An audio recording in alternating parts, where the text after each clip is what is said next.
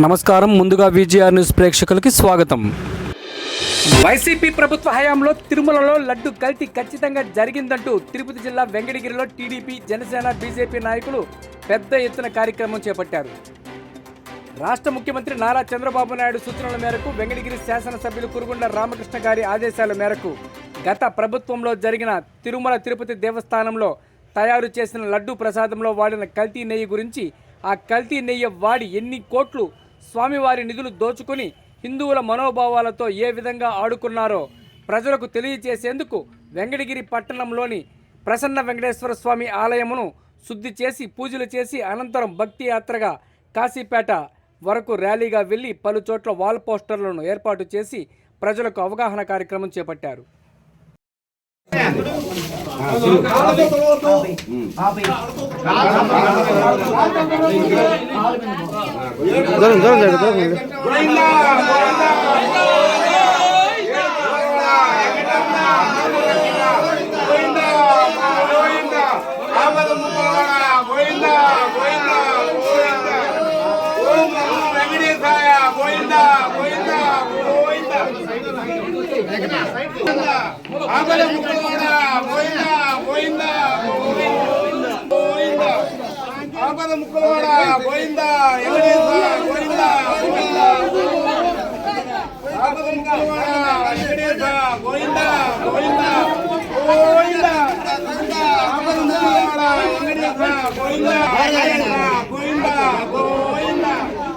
ఆపద ముక్కలవాడ వెంకటేశ గోవింద గోవింద. ఆపద ముక్కలవాడ వెంకటేశ గోవింద గోవింద. ఆపదవాడ వెంకటేశ గోవింద గోవింద.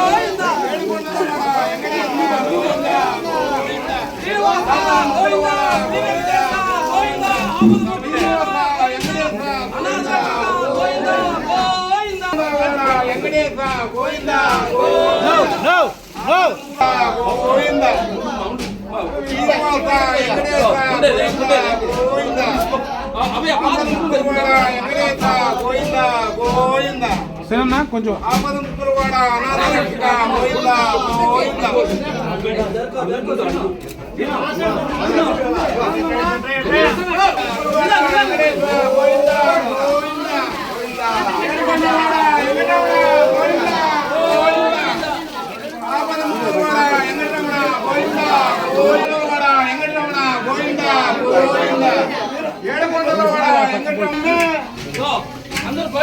శ్రీనివాస ఆపద ముక్కలవాడ రక్షక ఏడుకొండవాడ గోవింద గోకులనందన గోవింద చెప్పండి. గోవింద హరి గోవింద గోవింద హరి గోవింద. తిరుమల లడ్డులో కల్తీ జరిగింది అని మన ముఖ్యమంత్రి చంద్రబాబు నాయుడు గారు, అదేవిధంగా మన ఉప ముఖ్యమంత్రి పవన్ కళ్యాణ్ గారు, మన లోకేష్ బాబు గారు, కూటమి ప్రభుత్వం మొత్తం కూడా ఆ రోజు చెప్పడం జరిగింది. ఆ రోజు దాన్ని పూర్తిగా పరీక్షించలేదు. మనం ఆ పరీక్షలో మన అనుమానం వ్యక్తం చేశాం. ఏమని? తిరుమల లడ్డు నెయ్యి కల్తీ అయింది, దాంట్లో జంతు కళేబరాలు, అదేవిధంగా పందికి సంబంధించిన కొవ్వు కలిసి ఉండొచ్చు అని ఒక రాష్ట్ర ప్రభుత్వాన్ని కోరడం జరిగింది. రాష్ట్ర ప్రభుత్వం ద్వారా కొంతమంది అధికారులను దాన్ని నియమించడం జరిగింది. ఆ రోజు వైసీపీ గవర్నమెంట్ దాన్ని సవాల్ చేస్తూ సుప్రీంకోర్టులో దాఖలు చేసింది. ఇది నిష్పక్షపాతంగా జరగాలంటే దీన్ని సిబిఐకి ఒప్పజెప్పాలని. ఆ రోజు మన చంద్రబాబు నాయుడు గారు, పవన్ కళ్యాణ్ గారు, మోడీ గారు కూడా, ఎందుకంటే ప్రపంచంలో చెప్పుకోదగ్గ హిందువుల పవిత్రమైన దేవాలయం ఏదైనా ఉందంటే అది తిరుమల తిరుపతి దేవస్థానం, మన వెంకటేశ్వర స్వామి. అందుకని ఆ రోజు మన మోడీ గారు సిబిఐ అప్పగించాడు సుప్రీంకోర్టు ద్వారా. ఆ దర్యాప్తులో 4 రోజుల క్రితం నెల్లూరు ఏసీబీ కోర్టులో దాఖలు చేశారు సిట్ అధికారులు. 36 మందిని దోషులుగా చేశారు. మొదటి ఛార్జ్ షీట్ వేశారు. దానికే వాళ్ళు మొదటి ఛార్జ్ షీట్కే ఉపయుక్తులైపోయినారు. ఎంతమంది వైసీపీ నాయకులు తెర మీదకు వచ్చి వాళ్ళ భాగవతం ఆడ బయటపడతాదో అని తెర ముందుకు వచ్చి ఆ రోజు ఆవు పొయ్యి కలిపారన్నారు కదా, పంది కొవ్వు కలిపారు కదా, ఈ రోజు లేదు కదా, మీకు బుద్ధుందా బుద్ధి లేదు ఎట్టంటే మాట్లాడు. అసలు మీకు బుద్ధుందా? అది ఆవు నెయ్యా? సిట్టి ఏం తెలిపింది? అది నెయ్యే కాదు, కల్తీ నెయ్యి కాదు, అది అసలు నెయ్యే కాదు, అది పామాయిల్ తో ఈస్టర్ సింథటిక్ తో తయారు చేసిన ఒక ద్రవం అని తేలింది. ఆ రోజు మన జగన్మోహన్ రెడ్డి గారు ఏం మాట్లాడారో మీరు ఒక్కసారి వినండి. దయ ఉంచి మన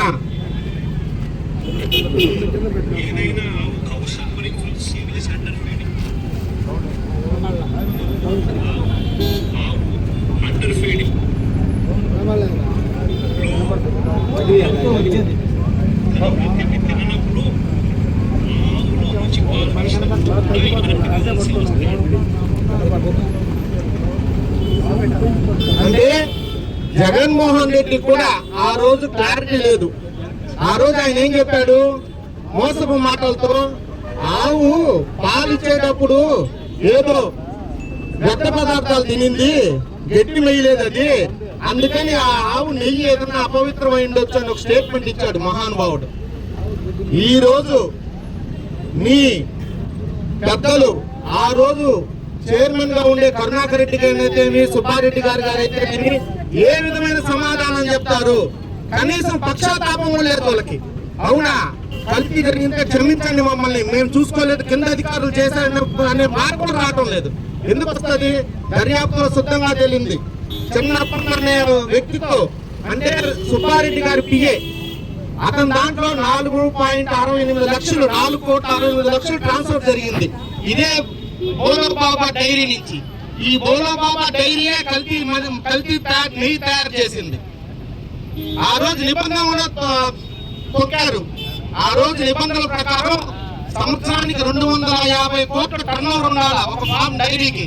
కానీ దాన్ని సవరించి 150 కోట్లకే చేశారు. అదేవిధంగా 3 సంవత్సరాలు డైరీ నిర్వహించాలా, కానీ సంవత్సరానికే కుదించారు. ఈ మొత్తం జగన్మోహన్ రెడ్డికి తెలీదా? సుబ్బారెడ్డికి తెలీదా? ఈ సవరణ ఎందుకు చేశారనేది కరుణాకర్ రెడ్డికి తెలీదా?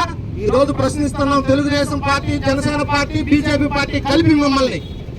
అదేవిధంగా మీ అందరికీ తెలుసు 2021 నుంచి 2002 ఎన్నో దేవస్థానాలు ధ్వంసమైనాయి. ఆ రోజు మన రామతీర్థంలో రాముడి విగ్రహం ధ్వంసం చేశారు. అంతర్వేదిలో 63 సంవత్సరాల చరిత్ర గల రథాన్ని దగ్ధం చేశారు. దుర్గమ్మ తల్లి వెండి సింహాసనం దొంగతనం చేశారు. ఇవన్నిటికీ బదులు ఒక్క మాటతో కొడతారు ఆ రోజు మంత్రులు. మళ్ళా రథం పోతే రథం చేసివా, మళ్ళీ వెండి సింహాలు పోతే వెండి, అంటే ఆ పవిత్రతను మీరు కాపాడగలుగుతారా? మీరు బుద్ధుడిని మాట్లాడుతున్నారా? కాబట్టి ఇప్పటికైనా బుద్ధి తెచ్చుకొని, ఆ రోజే ఏ విధంగా స్వామికి గట్లో ఏ విధంగా అన్యాయం జరిగిందో 250 కోట్లు ఎవరు జోబు లేకపోయాయో సిట్ అధికారులు తొందరలో చేరస్తారు, వాళ్ళందరినీ శిక్షిస్తాడు. దానికంటే ముందు మన ఏడుకొండల స్వామి వెంకటేశ్వర స్వామి వాళ్ళని అధోగతిగా వాళ్ళని ఏ విధంగా శిక్షించాలో దేవుడే చూసుకుంటాడని ఈ రోజు నాకు అవకాశం ఇచ్చిన అందరికీ పెద్దకి ధన్యవాదాలు తెలుపుకుంటూ సెలవు తీసుకుంటూ అందరికీ తెలిసినటువంటి టీటీడీ ఈరోజు వారు వైసీపీ ప్రభుత్వం వచ్చిన తర్వాత 2019 నుంచి 2024 వరకు వాళ్ళు భూమిని వదలలేదు, భూ గర్భాన్ని వదలలేదు, ఆఖరాకి శ్రీ వెంకటేశ్వర స్వామి లడ్డును కూడా వదలలేదంటే వాళ్ళు ఎంత దుర్మార్గంగా పరిపాలన జరిగిందో అన్నిట్లో అర్థం చేసుకోవాల్సినటువంటి అవసరం యావత్ ప్రజలపైన ఉందని చెప్పి మనం అర్థం చేసుకోవాలి అని తెలుసుకోవాల్సినటువంటి అవసరం ఉంది. ఈరోజు కొన్ని వాస్తవాలు చూస్తా ఉంటే బాధాకరమైన విషయం. ఇవన్నీ కూడా హిందుత్వాన్ని సర్వనాశనం చేయాలనేటువంటి కుట్రతో అనేక విధాలు జరిగారు. మన పెద్దలు కూడా చెప్పుకొచ్చారు. మన రామతీర్థంలో రాముని గ్రామం కలవట్టం కావచ్చు, అంతర్వేదిలో రథాని కావచ్చు, అనేక చోట్ల దేవాలయ విధ్వంసం కావచ్చు, మనకి సాక్షాత్తు వెంకటగిరి పురపాలక పట్టణంలో మనకి ఓడపారం దగ్గర మనకి ఎస్ఎస్ఎఫ్ సమర్థత సేవా ఫౌండేషన్ గుండా 10 లక్షల రూపాయలు ఒక దేవాలయానికి డబ్బులు ఇస్తే ఇక్కడ ఆ రోజునటువంటి వైసీపీ కార్యనిర్వాహకుడు ఒక అతను 250 మందిని పోలీసులు పెట్టి అక్కడ శంకుస్థాపన చేయకుండా ఆపిన ఘనత వైసీపీ ప్రభుత్వం దక్కుతుందని చెప్పి మనందరం కూడా తెలుసుకోవాల్సినటువంటి అవసరం ఉంది. అందుకే ఈ రోజు ఈ ప్రభుత్వానికి 2 నామాలు పెట్టారు. రాబోయేటువంటి 2029 ఎలక్షన్ లో వాళ్ళకి 0కే పరిమితం చేస్తారు ఆ వెంకటేశ్వర స్వామి అని చెప్పి మనందరం కూడా తెలుసుకోవాల్సినటువంటి అవసరం ఉంది. ఈ రోజు కొన్ని విషయాలు చూస్తా ఉంటే ఆశ్చర్యకరమైనటువంటి విషయం, ఎవరైనా పాలు నుంచి నెయ్యి తీస్తారు మనకు అందరికి తెలిసినటువంటి విషయం. కానీ పామాయిల్ నుంచి అదేవిధంగా ఆర్టిఫిషియల్ కూడా నెయ్యి తయారు చేస్తారని ప్రపంచంలో ఎవరు కనిపెట్టనటువంటి విషయాన్ని వైసీపీ నాయకులు కనిపెట్టారంటే వాళ్ళు ఎంత మేధావులో మనం అర్థం చేసుకోవాల్సినటువంటి అవసరం ఉంది. అటువంటి అంత మేధావి శక్తి ఉన్నటువంటి వారు ప్రజల్లో వాళ్ళు ఉండనివ్వాల్సిన అవసరం లేదు. అందుకే మనం వైసీపీ ప్రభుత్వాన్ని దాన్ని నాశనం చేయాల్సినటువంటి అవసరం యావత్ ప్రజానికి అందరిపైన ఉందని చెప్పి మరొకసారి అందరూ కూడా గుర్తించుకోవాల్సినటువంటి అవసరం ఉంది. ఎందుకంటే మనం చూసాం గత 5 సంవత్సరాలు 2019-24 మధ్యలో అనేక సంస్థలు దుర్వినియోగం చేసినటువంటి విషయం, పరిపాలన ఏ విధంగా సాగింది మీకు అందరికీ తెలుసు. ఎక్కడ కూడా అభివృద్ధి అనేది జరగకుండా చేసినటువంటి ఘనత వారికి తక్కువే కాకుండా ఈ విధంగా హిందూ సంస్థలపై నాశనం చేసేటువంటి వైసీపీ సంస్థని సర్వనాశనం అయిపోతుందని చెప్పి సందర్భంగా తెలియజేస్తున్నాను. రాబోయే రోజుల్లో హిందువులందరూ కూడా ఏకం కావాల్సినటువంటి అవసరం ఉంది. ఇటువంటి మరణ జరగకుండా కాపాడుకోవాల్సినటువంటి అవసరము ప్రతి హిందూ పైన ఉందని చెప్పి హిందువులందరూ కూడా గుర్తించి జరగాలని చెప్పి ఈ సందర్భంగా నాకు అందరిగా తెలియజేస్తా ఉన్నాను. దానికి మనకు ఉదాహరణకు అనేక విషయాలు ఉన్నాయి. కాబట్టి అందరూ కూడా హిందువులందరూ కూడా ఐక్యంగా ఉండండి. హిందువులు ఏమన్నా ఒక కార్యక్రమానికి పిలుపునిస్తే హిందువులందరూ కూడా దానికి ఆధార కావాల్సినటువంటి అవసరం ఉంది. లేని పక్షంలో రాబోయేటువంటి రోజులు అనేక ఇబ్బందులకు మనకు గురి కావాల్సి వస్తుందని చెప్పి ఈ సందర్భంగా తెలియజేస్తా ఉన్నాను. ప్రపంచంలో ఏ దేశం కూడా హిందూ దేశం లేదు. ఒక హిందుస్థాన్, ఒక భారతదేశం తప్ప ఏరే రాష్ట్రాలు లేవు. చాలా మతాలకి అనేక దేశాలు ఉన్నాయి. ఈ హిందుత్వాన్ని మన దేవాలయాల్ని అందరూ కూడా కాపాడుకోవాల్సినటువంటి అవసరం ఉందని చెప్పి మరొకసారి తెలియజేస్తూ ఈ రోజు ఈ కల్తీ నెయ్యి వల్ల 250 కోట్ల రూపాయలు వైసీపీ నాయకులు సంపాదించారు. వాళ్ళు సంపాదనే ధ్యేయంగా దేవాలయాలను వాడుకున్నారు. దేవాలయాలు వచ్చేటువంటి ఆస్తులను కూడా ఏరే మతస్థులకి వాళ్ళకి శాలరీస్ ఇచ్చారు. దేవాలయానికి హిందువులకు మాత్రం శాలరీస్ ఉన్నటువంటి పరిస్థితి ఆ రోజు మనం వైసీపీ ప్రభుత్వం చూసాం. కాబట్టి హిందూ వ్యతిరేకి పార్టీ ఏదైనా ఉందంటే వైసీపీ ప్రభుత్వం అని చెప్పి అందరూ కూడా తెలుసుకొని రాబోయే రోజుల్లో మనందరం కూడా ఐక్యంగా ఉండి హిందుత్వాన్ని ఏదైతే ప్రోత్సహిస్తుందో అలాంటి పార్టీలు మనం ప్రోత్సహించాల్సినటువంటి అవసరం ఉందని చెప్పి అందరూ కూడా తెలియజేస్తూ ఈ కార్యక్రమానికి వచ్చిన అందరూ కూడా మహిళలకు, యువకులకు, విద్యావంతులకు, భారతీయ జనతా పార్టీ, టీడీపీ, జనసేన నాయకులకు, కార్యకర్తలకు అందరికీ ధన్యవాదాలు, అభినందనలు తెలియజేస్తూ సెలవు తీసుకున్నాను. జై హింద్, జై భారత్. వెంకటేశ్వర స్వామి అంటే మనకి అపారమైన భక్తి. ఈవెన్ శనివారం పూట ప్రతి ఒక్కరూ మనం నాన్ వెజ్ కూడా తినం. అలాంటి ఆయన ప్రసాదం మనకి ఆయన ద్వారా మనకు వచ్చిన ప్రసాదం మనకి ప్రాణం కన్నా చాలా విలువైంది. అలాంటి ప్రసాదంలో, లడ్డూ ప్రసాదంలో నెయ్యికి బదులుగా పామాయిల్ వాడి అసలు పాలతో తయారు చేసిన నెయ్యేనటువంటి ఆ నెయ్యిని వాడి లడ్డూ ప్రసాదాలని మనందరికి పంచి అపవిత్రం చేసినటువంటి ప్రభుత్వం వైసీపీ ప్రభుత్వం. ఆ వైసీపీ ప్రభుత్వం ఇప్పుడు మన సిట్ ద్వారా విచారణ జరిపిన తర్వాత వాళ్ళు చెప్తుంది ఏంటంటే లడ్డులో జంతు కొవ్వు ఏం కలపలేదు, మీరు చెప్పినట్టుగా అసలు అపవిత్రం జరగలేదని చెప్తున్నారు. అసలు ఆ లడ్డూ ప్రసాదంలో నెయ్యి వాడేవాళ్ళు లడ్డూ ప్రసాదంలో నెయ్యి వాడకుండా పామ్ ఆయిల్, కెమికల్స్ అన్ని వాడి నెయ్యిని తయారు చేసి ఆ నెయ్యి ద్వారా లడ్డూని తయారు చేసి మనందరికీ పవిత్రమైన ప్రసాదం లాగా అందరికి పంచారు. మనం ఆ విషయం తెలియకుండా దాన్ని స్వీకరించి మనం ఎన్నో రకాలుగా మన వెంకటేశ్వర స్వామి ఎంతో భక్తిగా ఉంటాం. ఆ భక్తిని అపవిత్రం చేసిన ప్రభుత్వం వైసీపీ ప్రభుత్వం. అప్పుడున్నటువంటి చైర్మన్ కానీ వాళ్ళందరికీ తప్పకుండా త్వరలో శిక్ష పడుతుంది. అదేవిధంగా సీట్ విచారణ ఇంకా పూర్తవలా మన కోర్టు దృష్టిలో తీసుకెళ్లారు. వాళ్ళు చెప్పిన దాని ప్రకారం 0% నెయ్యిని ఆ ప్రసాదంలో వాడారు. అలాగే మనం ఒకటే చెప్పాలి, నెయ్యని వాడిన ఆ ప్రభుత్వం ఎలాగో 11కి వచ్చేసాయి. కానీ మన ప్రభుత్వం వచ్చిన తర్వాత ఇప్పుడు చూస్తున్నారు కదా ప్రసాదం ఎలా ఉంటుందో, నెయ్యి గుమ్మగుమ్మలాడుతూ ఉంది. ఒరిజినల్ నెయ్యిని వాడుతున్నారు మన కూటమి ప్రభుత్వం. కాబట్టి భక్తులందరూ ఆలోచించండి. కనీసం వెంకటేశ్వర స్వామికి వెళ్ళి సతీ సమేతంగా వెళ్ళి పట్టు వస్త్రాలు కూడా ఇచ్చినటువంటి ముఖ్యమంత్రి జగన్మోహన్ రెడ్డి. అలాంటి వాడు మనకి అవసరం లేదు. కాబట్టి ప్రజలందరికీ నిర్ణయించుకోవడం ఏంటంటే మన కూటమి ప్రభుత్వం హైందవ ధర్మాన్ని కాపాడే రక్షించే ప్రభుత్వం మన కూటమి ప్రభుత్వం తెలియజేసుకుంటాం. సెలవు తీసుకుంటాను. జై హింద్, జై. వైసీపీ జగన్మోహన్ రెడ్డి చేసిన కల్తీ ఒకటా రెండా? అన్ని నవరత్నాల పేరుతో అన్ని కల్తీ చేసింది కాకుండా ఏడుకొండల వాటి వెంకటరమణ వెంకటేశ్వర స్వామి నిత్యం ఎంతో కోట్ల మంది భక్తులు ఆయన దర్శించుకొని ఆయన దగ్గర తీసుకునే ప్రసాదం ఎంతో పవిత్రమైన లడ్డూ ప్రసాదాన్ని కూడా కల్తీ చేసిన ఒక దొంగ, కల్తీ దొంగ చెప్పాలి. పవిత్రమైన లడ్డూ ప్రసాదంలో ఆవు నెయ్యికి బదులు పామాయిల్ లాంటి ఆయిల్ కలిపి ఆ ప్రసాదాన్ని ఇంకా ఇచ్చాడు.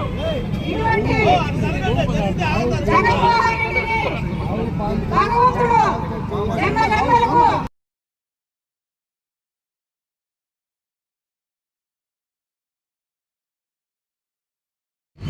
మన వరవడలో చెప్పుకోదగ్గ దేవుడు ఎవరన్నారంటే అది మన వెంకటేశ్వర స్వామి.